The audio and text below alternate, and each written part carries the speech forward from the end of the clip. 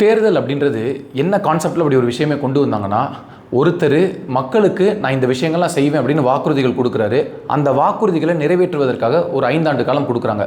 அந்த 5 வருஷத்துக்குள்ள மக்களுக்கு பிடிச்ச மாதிரி அவர் ஆட்சி செஞ்சுருக்காங்களா செய்யலையா அப்படின்ற அந்த கால நேரம் இருக்குல்ல, அதுக்கு மார்க் போடுறது தான் இந்த தேர்தல் அப்படின்றது. அப்போ மக்கள் எல்லாருமே எங்கள் தொகுதி எம்எல்ஏ சரியாக வேலை செஞ்சாரா செய்யலையா, அவர் பாஸாக ஃபெயிலா அப்படின்னு மார்க் போடுவாங்க. இவர் சரியில்லை அப்படின்னா அப்போ அந்த ஆப்போசிட் பார்ட்டி யாருக்கு நம்ம வாக்கு செலுத்தலாம் அப்படின்னு போவாங்க. இது எல்லாருக்குமே தெரிஞ்ச விஷயம். ஆனால் இன்னைக்கு தேர்தல் அரசியல் அப்படின்றது இப்படி இருக்கான்னு கேட்டால் 100% அப்படி இல்லை. இது முழுக்க முழுக்க ஒரு மிகப்பெரிய பிஸ்னஸாக மாற்றி வச்சுருக்காங்க. இங்கே நம்ம 10 கோடி போட்டால் 100 கோடி எடுக்க முடியும், 100 கோடி செலவு பண்ணால் 1000 கோடி எடுக்க முடியும் அப்படின்னு மக்களை வச்சே மக்கள் கண்ணு முன்னாடியே திருடக்கூடிய வேலைகள் தான் இன்றைக்கி நடந்துட்டு இருக்கு. இதில் நிறைய வேட்பாளர்கள் மாற்றம், நாங்கள் மிகப்பெரிய மாற்றமாக வருவோம் அப்படின்னு பேசக்கூடிய வேட்பாளர்கள் எல்லாருமே இன்றைக்கி இந்த திமுக அதிமுக 2 கட்சிக்குள்ள தான் இருக்காங்க. திமுகவை எதிர்த்து அதிமுக, அதிமுகவை எதிர்த்து திமுக. ஆனால் இந்த 2 கட்சிக்கும் ஐடியாலஜி டிஃப்ரென்ஸ் ஏதாவது இருக்கான்னு பார்த்தீங்கன்னா ஒன்றுமே கிடையாது. கொள்கையில் மாறுபட்ட கருத்து இருக்குது. இவங்களோட அரசியல் பேட்டர்ன் ஒரே மாதிரி இருக்குது, இவங்க அரசியல் பேட்டர்ன் ஒரே மாதிரி தான் இருக்குது. 2 பேருமே ஒரே ஸ்டைல் ஆஃப் பாலிடிக்ஸ் தான் பண்ணுறாங்க. அப்போ மக்களுக்கு வாழ்க்கை தரம் உயருதான்னு கேட்டால் கிடையவே கிடையாது. இங்கே மாற்றம் அப்படின்னு சொல்லக்கூடிய எல்லாமே மாற்றம்னா ஒரே ஒரு மாற்றம் தான் இருக்குது. இன்றைக்கி எம்எல்ஏவாக இருக்காரு, நாளைக்கு மினிஸ்டர் வர்றாரு. இன்றைக்கி மினிஸ்டராக இருக்கவர் நாளைக்கு 1000 கோடி சொத்துக்கு அதிபதி வர்றாரு. இந்த மாற்றம் மட்டும் தான் நடக்குது தவிர மக்கள் எல்லாருமே மீண்டும் மீண்டும் ஏழையாக தான் கீழே போயிட்டு இருக்காங்க.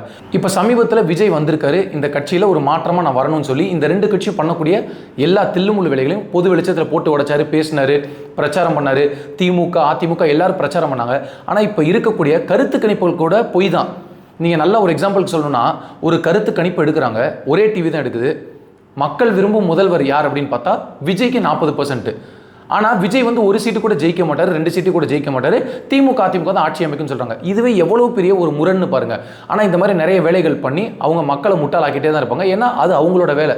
ஏமாத்துறது இந்த ஊடகங்களுடைய வேலை, ஏமாறுறது மக்களுடைய வேலை. அந்த வேலைகளை பண்ணிகிட்டே இருப்பாங்க. ஆனால் அதையும் தாண்டி விஜய்க்கு மிகப்பெரிய மாஸ் க்ரௌடு இருக்குது. இந்த கருத்து கணிப்பு, கருத்து திணிப்பு, கடுப்பு திணிப்பு இது எல்லாத்தையும் தூக்கி எறிஞ்சிட்டு மக்கள் விஜய் வேண்டும் அப்படின்னு நினைக்கிறாங்க. அப்போ இது எல்லாத்தையும் எப்படி உடைக்கலான்னு வழக்கம் போல் ஒரு ஃபார்முலாவை திமுக அதிமுக கையில் வச்சுருக்கோம். கடைசி 2 நாளில் என்னது? ஓட்டுக்கு காசு கொடுக்குறது. இந்த ஓட்டுக்கு காசு கொடுக்குற விதம் அப்படின்றத, ஓட்டுக்கு நிறைய பேர் காசு வாங்கியிருக்கோம், நம்ம வீட்டு பக்கமும் எல்லா பக்கமும் கொடுத்துருக்காங்க, அது எல்லாருக்கும் தெரியும். நம்ம என்னதான் ஊடகத்தில் உட்காந்து நாங்கள் யாரும் ஓட்டுக்கு காசு கொடுக்கல அப்படின்னு கதையாக கலராக ரீல்ஸ் ஓடினாலும் ஓட்டுக்கு காசு கொடுக்குறாங்கன்றது எல்லாருக்குமே தெரியும். அதை தேர்தல் ஆணையம் வேடிக்கை பக்கத்து அது என்ன காரணம் தெரியல. ஆனாலும் நம்மக்கிட்ட திருடின காசுனால நம்ம வாங்கிக்கலாம் அப்படின்னு நானும் பல நேரங்களில் சொல்லியிருந்தேன். ஆனால் இப்போ இந்த ஓட்டுக்கு காசை வாங்கிட்டு சத்தியம் வாங்கிறாங்களாம், நீங்கள் எங்கள் கட்சிக்கு தான் ஓட்டு போடணும் அப்படின்னு. இந்த சத்தியத்துக்கு பயந்துட்டு பல பேர் ஓட்டுக்கு போட்டுறாங்க. ஐயோ நம்ம பொய் சத்தியம் பண்ணிட்டோம்னா அது நம்மளை பாதிச்சிடும் அப்படின்னு. இந்த காசு கொடுக்குற அயோக்கியர்களே திருடர்கள் தான்.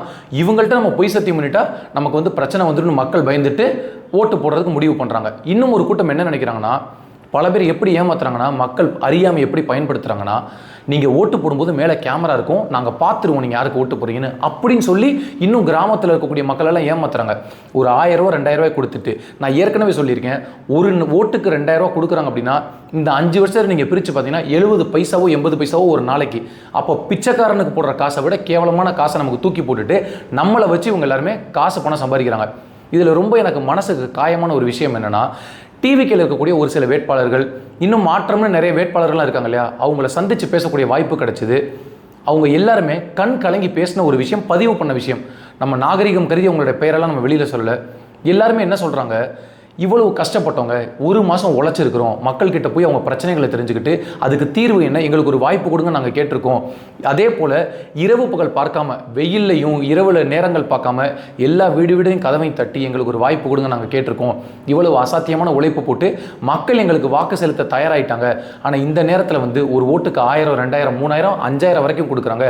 இந்த காசை பார்த்தோன்னா மக்கள் மனசு மாறிடுறாங்க. இது ரொம்ப காயமாக இருக்குது, வலிக்குது அப்படின்னு சொன்னாங்க. இது உண்மையிலே நீங்கள் யோசிச்சு பாருங்கள். இன்றைக்கி இருக்கக்கூடிய இந்த அரசியல்வாதிகள் எல்லாருமே போலியானவங்க நமக்கு தெரியுது. அப்போ புதுசாக ஒருத்தவங்க மாற்றத்தை கொடுக்குறோன்னு வர்றாங்க. அவங்களுக்கு வாய்ப்பு கொடுத்து அவங்க சரியாக செயல்படலைன்னா நம்ம அவங்கள நிராகரிக்கலாம். ஆனால் வாய்ப்பே கொடுக்காம ஓட்டுக்கு காசை வாங்கிட்டு இந்த அயோக்கியர்களை நம்ம தேர்வு செஞ்சோம் அப்படின்னா அது எவ்வளோ பெரிய பாவச் செயல் அப்படின்றத மக்கள் எல்லாருமே புரிஞ்சுக்கோங்க. தயவு செஞ்சு நம்மளுடைய அடுத்த தலைமுறையாவது நல்லா இருக்கணும் அப்படின்ற எண்ணத்துக்காக ஒரே ஒரு முறை ஒரு மாற்றத்துக்கு வழிவகுக்க வேண்டும். நீங்கள் திமுக அதிமுகவை விட்டால் வேற கட்சி இல்லைங்க. இங்கே நீங்கள் நாம் தமிழர்னு ஒரு கட்சி மாற்றம்னு பேசுது, அந்த கட்சி மாற்றத்துக்கான கட்சி இல்லை. நான் பலமுறை சொல்லியிருக்கேன், அந்த கட்சியில் நேரடியாக பயணம் செஞ்ச ஒருத்தன் நான். இன்னைக்கு அந்த கட்சி திமுகவின் பி டீமாக செயல்படுது. அதிமுகவுக்கு பி டீமாக இருந்துச்சு, ஆனால் இன்னைக்கு எல்லா கட்சிக்கும் அது பி டீமாக மாறி இருக்கு. அது விமர்சனம் பண்ணாத கட்சி எது சொல்லுங்க? ஆனால் இன்னைக்கு எந்த கட்சியெல்லாம் விமர்சனம் பண்ணிச்சோ அந்த கட்சி கூட அவங்க கூட்டணியில் இருக்காங்க. அப்போ உண்மையிலேயே மாற்றம்னு யார் வந்திருக்கா? விஜய் ஒருத்தர் விட்டால் நமக்கு வாய்ப்பு இல்லை. நம்ம இப்படி பண்ணும்போது என்ன ஆயிடும்னா, இவ்வளவு தூரம் உழைக்கணும், மக்களுக்காக சேவை செய்யணும் அப்படின்னு ஒருத்தர் வர்றாரு, அவரையும் மக்கள் நிராகரிச்சிட்டாங்கன்னா நாளை பின்ன யாருமே வர தயங்கப்படுவாங்க. இன்னைக்கு வரைக்கும் என்ன சொல்றாங்க? காமராஜரே தோக்கடிச்சாங்க, விஜயகாந்தையே தோக்கடிச்சாங்க, அப்புறம் நாளை பின்ன விஜயையும் தோக்கடிச்சாங்க அப்படின்னு ஒரு நிலைமை வந்துச்சுன்னா யாருமே வரமாட்டாங்க. நம்ம அம்போன்னு நிற்கணும். இன்னைக்கு இருக்கக்கூடிய அரசியல்வாதிகள் எல்லாருமே இதை முழுக்க முழுக்க வியாபாரமாக மாற்றி இந்த களத்தில் மக்களை ஏமாற்றி உழைப்பை சுரண்டிட்டு இருக்காங்க. இதை தயவு செஞ்சு புரிஞ்சுக்கோங்க. கடைசி 5 வருஷத்தில் எவ்வளவு பாலியல் வழக்குகள், பாலியல் குற்றச்சாட்டுகள், கொலை சம்பவங்கள், குற்றங்கள், இது எல்லாத்தையும் யோசிச்சு பாருங்க. அப்போ அதுக்கு முன்னாடி இந்த அதிமுக ஆட்சி சிறந்த ஆட்சியா? அங்கே சாத்தான்குளம் இருக்கு, தூத்துக்குடி துப்பாக்கிச்சூடு இருக்கு. தூத்துக்குடி துப்பாக்கிச்சூட்டில் 13 உயிர், அப்பாவி உயிர்களை காவு வாங்கினாங்கல்ல. அப்போ அதெல்லாம் நம்ம நியாயப்படுத்துற மாதிரி தான் இவங்களுக்கு மீண்டும் ஓட்டு போட்டா? அப்படி தூத்துக்குடி துப்பாக்கிச்சூடு நடந்து அதை பார்த்து நான் டிவியை பார்த்தா தெரிஞ்சுக்கிறேன்னு சொன்ன இபிஎஸ்ஸை நம்ம எதிர்க்கட்சி தலைவரை இன்னைக்கு உட்கார வச்சிருக்கோம். ஏன்னா அந்த 13 பேர் நம்ம குடும்பத்தில் ஒரு ஆள் கிடையாது. இன்னைக்கு நடந்த கொலை குற்றங்கள் எல்லாமே நம்ம குடும்பத்தில் நடக்கலை. இப்படி நினச்சி தாங்க நம்ம கடந்து போகிறோம். இந்த தயவு செஞ்சு இந்த அணுகுமுறையை விட்டுருங்க. நீங்கள் விஜய்க்கு தான் ஓட்டு போடணும் அப்படின்னு நான் நேரடியாக கேட்கல. ஆனால் நீங்கள் விஜய் விட்டால் இங்கே வாய்ப்பு இல்லை. இந்த கட்சிகள் மீண்டும் மீண்டும் ஆட்சி அமைச்சு என்ன நடந்துருச்சு? அவங்களுடைய வாழ்க்கை தரம் உயர்ந்துச்சு, அவங்க கோடி கோடியாக கொள்ளையடிச்சாங்க, பணத்தை சேகரித்து வச்சுருக்காங்க, நம்மளை நடுத்தருவில் விட்டுட்டாங்க. இது மட்டும் தானே நடந்திருக்கு. ஏழை இன்னும் ஏழையாக தான் போயிட்டு இருக்காங்க, நடுத்தர மக்கள் ஏழையாயிட்டு இருக்காங்க. ஆனால் இங்கே இருக்கக்கூடிய ஏழையாக வரக்கூடிய அரசியல்வாதி நம்பர் 1 பணக்காரனை மாறுறது எப்படி? ஓட்டுக்கு 2000 ரூபா கொடுக்குறான்னா வீடு முழுக்க, தொகுதி முழுக்க எத்தனை வீடு இருக்குது, எத்தனை ஓட்டு இருக்குது, இந்த காசு எங்கேருந்து வந்துச்சு? தயவு செய்து ஓட்டுக்கு காசு கொடுத்தா வாங்கிக்கோங்க. ஆனால் கையெடுத்து கும்பிட்டு கேட்குறேன், இனிமேலும் இந்த திராவிட கட்சிகளுக்கு வாய்ப்பு கொடுக்காதீங்க. 50 வருஷம் கிழிக்காத எதையும், 50 வருஷம் கலட்ட முடியாத எதையும் இவங்க அடுத்த 5 வருஷத்தில் கலட்ட போகிறதில்ல, கிழிக்க போகிறதில்ல. இதை மனசில் வச்சுட்டு தயவு செஞ்சு நல்ல கட்சிக்கு நம்ம வாக்கு செலுத்தணும், நேர்மையான ஒரு புதியவர்களுக்கு வாய்ப்பு கொடுத்தோம் அப்படின்ற ஒரு வரலாறை, மிகப்பெரிய வரலாறை உருவாக்குங்க. ஏற்கனவே களம் முழுக்க முழுக்க விசில் சின்னத்துக்கு தான் ஓட்டு போட போகிறோம் அப்படின்னு மாறி இருக்கு. ஆனால் அதையும் தாண்டி இன்னும் ஒரு சில மக்கள் நான் திமுகவுக்கு போடுவேன், உதயசூரியனுக்கு போடுவேன், ரெட்டலைக்கு போடுவேன் அப்படின்னு நீங்கள் நினச்சிங்கன்னா இது எல்லாமே நாமளே போய் சுடுகாட்டில் படுத்துக்கிறதுக்கு சமம். ஏன் நம்ம இவ்வளவு தெளிவாக கடினமான வார்த்தைகள் பயன்படுத்தி சொல்ல வேண்டிய தேவை இருக்குன்னா, இவங்களுக்கு ஓட்டு போடுறது ஒரு துளி அளவு உங்களுக்கு பயன் இல்லை, அவங்களுக்கு மட்டும்தான் பயன். அதை மனசில் வச்சுக்கிட்டு தயவு செய்து அடுத்த தலைமுறையை மனசில் வச்சுட்டு இந்த ஊழல், லஞ்சம் இதெல்லாமே ஒழிச்சு ஒரு நல்ல நேர்மையான ஆட்சி, ஒரு நேர்மையான கொண்டு வந்தோம், ஒரு நல்ல அறிவாளி இங்கே ஆட்சி செஞ்சான். வெறும் துரோகம், காக்கா பிடிக்கிறது, காலில் விழுகிறது, துரோகம் பண்ணுறது, இந்த மாதிரி அரசியல் எல்லாத்தையும் வெறுத்து ஒதுக்கிட்டு அடுத்த தலைமுறை நல்ல அரசியலை தேர்வு செஞ்சாங்க, நம்மளும் அவங்களோட வழிவகுத்து அவங்க கூட துணை போனோம் அப்படின்ற ஒரு வரலாறை தயவு செய்து தமிழ்நாடு மக்கள் எல்லாருமே உருவாக்குங்க. பெரியவங்க வீட்டில் இருக்கவங்களாம் என்ன சொல்கிறீங்க? வாழ்க்கையை படிச்சுட்டோம், நாங்கள் வாழ்க்கையை பற்றி உங்களுக்கு தெரியாது, நீங்களாம் சின்ன பிள்ளைங்க, வயசு பசங்க, இளைஞர்கள், நாங்கள் சொல்கிறத கேளுங்க அப்படின்னு புத்திமதி சொல்கிறீங்கல்ல, எத்தனையோ விஷயத்தில் சொல்கிறீங்கல்ல வாழ்க்கையில் நம்ம ஒரு முடிவு எடுக்கும்போது. அது போல் இந்த ஒரே ஒரு முறை திரு விஜய் அவர்கள் சொன்னது போல இளைஞர்கள் சொல்லக்கூடிய பேச்சை இந்த ஒரு முறை கேளுங்க. அவங்களுக்கு தெரியும் களம் எப்படி இருக்கு, யார் நம்மளை ஏமாத்துறா, யார் நமக்கு உண்மையா இருப்பா, யார் நமக்கு துரோகம் பண்ணுவான்னு. இந்த திமுக அதிமுக கட்சி ஒருபோதும் தமிழ்நாட்டுக்கு இனிமேல் பயன்பட போவதில்லை. இங்க 2 பேருக்கு மிகப்பெரிய நெருக்கடி இருக்கு.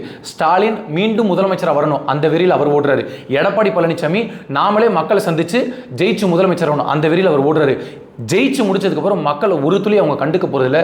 இப்படிதான் நம்பி 2021 திமுக வந்தா பொற்கால ஆட்சியா இருக்கும் அப்படின்னு நம்ம நினைச்சோம்.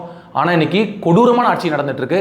அது போல இந்த ஒரு முறை தயவு செய்து விஜய் அவர்களை கைவிட்டு விடாமல் நல்ல மாற்றத்திற்கு வழிவகுத்து ஒரு மிகப்பெரிய மாற்றத்தை நீங்கள் அனைவரும் உருவாக்க வேண்டும்.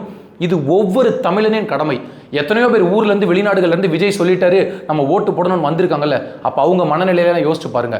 நான் மீண்டும் நான் உதயசூரியனுக்கு போடுவேன், ரெட்டலைக்கு போடுவேன் அப்படின்னா நம்மளோட அடுத்த தலைமுறை யாருமே காப்பாற்ற முடியாது. இங்க இருக்கக்கூடிய மிகப்பெரிய பிரச்சனை என்னன்னா, ஒருத்தரை காப்பாற்றணும்னா எல்லாரும் சேர்ந்து கை கோர்க்கணும். அப்படிதான் இங்க இருக்கக்கூடிய நிலைமை இருக்கு. நாளைக்கு எனது குழந்தை கூட பாதுகாப்பான மாநிலத்தை வாழணும் அப்படின்னா ஏன்ட்ட மட்டும் அது கிடையாது. நீங்க எல்லாரும் சேர்ந்து ஒரு நல்ல நேர்மையான ஆட்சியாளனை கொண்டு வரும்போது தான் அந்த மாற்றம் நடக்கும். எனவே மீண்டும் ஒரு முறை எந்த விதமான தயக்கமும் இல்லாமல் இருகரம் கூப்பி கேட்கிறேன், தயவு செய்து ஒரு மாற்றத்திற்கு வழிவகுத்து மிகப்பெரிய புரட்சி உண்டாகியது அப்படின்ற அரசியலை தமிழ்நாட்டு மக்கள் எல்லாருமே தயவு செய்து நிலைநாட்ட வேண்டும். மீண்டும் இந்த திராவிட கட்சிகளுக்கு வாய்ப்பு கொடுத்தது போதும். இந்த திராவிட கட்சிகள் இந்த மண்ணிலிருந்து அப்புறப்படுத்த வேண்டும்.